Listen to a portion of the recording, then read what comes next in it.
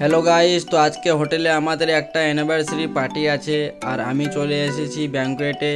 এখানে ডেকোরেশনের দাদাগুলো চলে এসেছে, তারা ডেকোরেশনের কাজ করতে। আর এইদিকে আমাদের চেয়ার টেবিলে পুরো সেট আপ লাগানো আছে। তো আজকের মেনুতে কি কি থাকছে না থাকছে সব কিছু আপনারা ভিডিওর মাধ্যমে দেখতে পাবেন।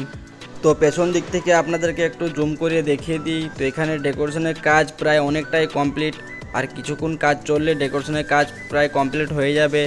আর আমাদের এই দিকে বুফে কাউন্টারে সে পুরো সেট আপ লাগানো আছে। তো আমাদের সিনিয়র ক্যাপ্টেন যারা আছে তারা খুব সুন্দরভাবে হাইটির জন্য সেট আপ লাগিয়েছে।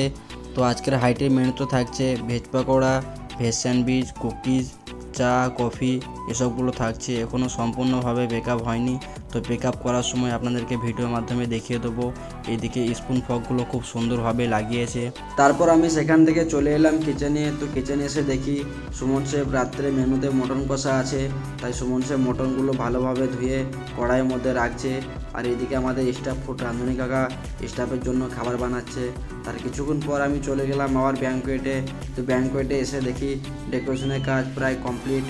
তারপর আমি সেখান থেকে চলে এলাম আবার কিচেনে। তো কিচেনে আমি পিক আপ নিতে চলে এলাম, এসে দেখি এখানে ভেজ পকোড়া বানানো হয়ে গেছে। তারপর আমি ভেজ পকোড়াটাকে নিয়ে ব্যাঙ্কোয়েটে পিক আপ দিতে চলে গেলাম। তারপর আমি কিচেন থেকে চলে এলাম ব্যাঙ্কোয়েটে। তো ব্যাঙ্কোয়েটে এসে আমি বুফের মধ্যে ভেজ পকোড়াটাকে লাগিয়ে দিলাম এবং বুফেটাকে অফ করতে যাব, তখন আমাদের সিনিয়র ক্যাপ্টেন অভিজিৎ দা আমাকে বলছে যে গেস্ট আসার সময় হয়ে গেছে, তো বুফেটাকে অন করে রাখতে। তারপর আমি সামনের দিকে চলে এলাম আপনাদেরকে ডেকোরেশনের কাজটা দেখানোর জন্য। তো আপনারা দেখতেই পাচ্ছেন যে ডেকোরেশনের দাদাগুলো এসেছিলো, তারা কত সুন্দরভাবে ডেকোরেশনের কাজগুলো করেছে।